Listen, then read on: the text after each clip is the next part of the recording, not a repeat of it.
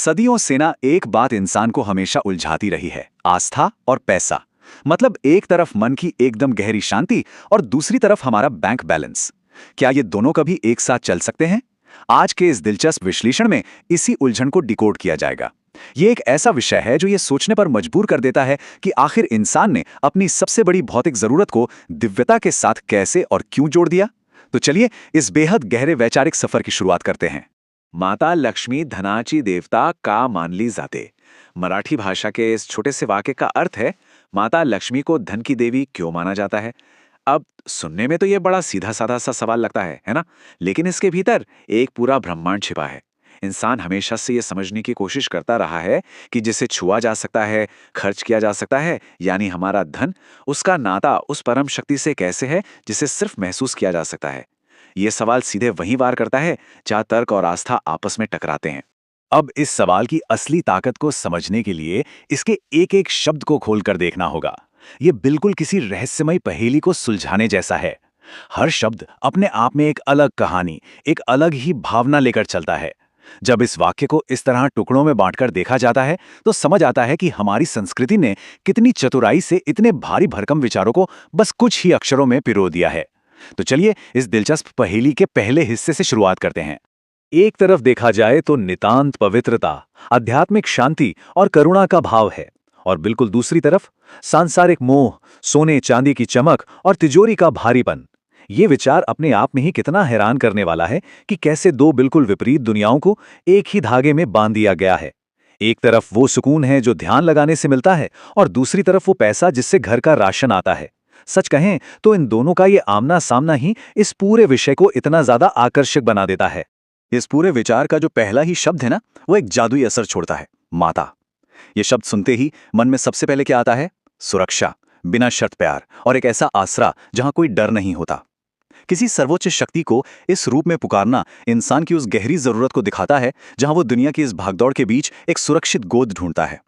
ये इकलौता शब्द आगे आने वाले उन कड़े और ठंडे सांसारिक विचारों को एक बेहद नर्म और कोमल आवरण पहना देता है। और फिर नाम आता है लक्ष्मी। ये कोई हवाई या निराकार संकल्पना बिल्कुल नहीं है, बल्कि ये सदियों से चली आ रही एक स्थापित, जानी पहचानी और बेहद मजबूत सांस्कृतिक पहचान है। इस नाम के जुड़ते ही वो जो सुरक्षा का भाव था ना, उसे एक एकदम स्पष्ट चेहरा मिल जाता है। यह एहसास होता है कि यहाँ बात किसी दूर बैठे अनजान ईश्वर की नहीं हो रही है, बल्कि एक ऐसी शक्ति की हो रही है जो घर के आंगन से लेकर दिवाली के दियों तक में बसी हुई है। लेकिन तभी इस कहानी में एक जबरदस्त ट्विस्ट आता है। धनाची यानी धन का अचानक से वो सारी आध्यात्मिक शांति और वो पवित्रता सीधे जमीन पर आ गिरती है। सीधे बाजार में, व्यापार में और तिजोरी में। धन, जिसे अक्सर लालच या बस जरूरत का एक साधन मान लिया जाता है, उसे इस एक शब्द ने झटके से उठाकर सीधे उस सर्वोच्च ईश्वरीय शक्ति के साथ ले जाकर खड़ा कर दिया। क्या ये कमाल की बात नहीं है कि जिस पैसे को कई बार बुराई की जड़ कह दिया जाता है, उसे यहां एक पवित्र आशीर्वाद का दर्जा दे दिया गया है। देवता, ये शब्द उस पूरी इंसानी फितरत का पर्दाफाश कर देता है जो सफलता, समृद्धि और सर्वाइवल को पूजने की आदत रखती है। इंसान के मनोविज्ञान को ही ले लीजिए। उसे जो चीज जीवन देती है, जो उसे ताकतवर बनाती है, वो उसे सिर्फ एक वस्तु मानकर नहीं छोड़ सकता। उसे उस शक्ति को पूजना ही होता है, उसे एक मुकाम देना होता है। धन को देवता मान लेना यह साबित करता है कि संपदा सिर्फ बैंक का बैलेंस नहीं है, बल्कि एक ऐसी ऊर्जा है जिसके प्रति मन में कृतज्ञता और सम्मान होना चाहिए।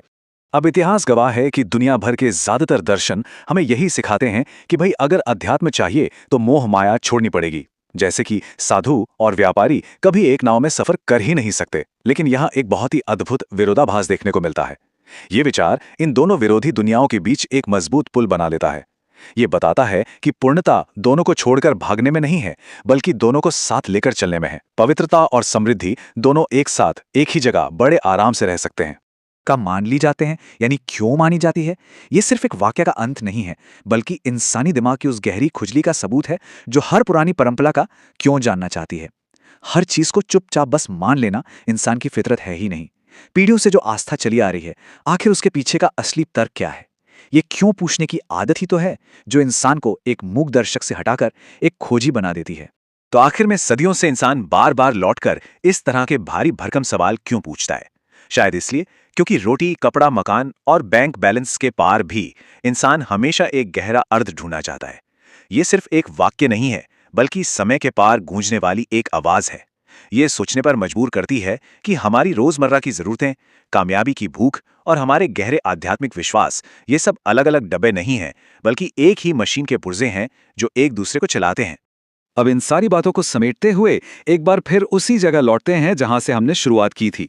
माता लक्ष्मी धनाचे देवता कहाँ मान ली जाते? एक ही सवाल है, लेकिन अब इसका वजन और इसकी गूंज बिल्कुल बदल चुकी है ना?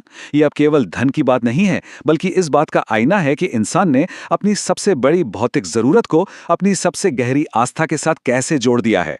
क्या ये हमारी कमजोरी है, या फिर जीवन को देखने का सबसे समझदार नजरिया?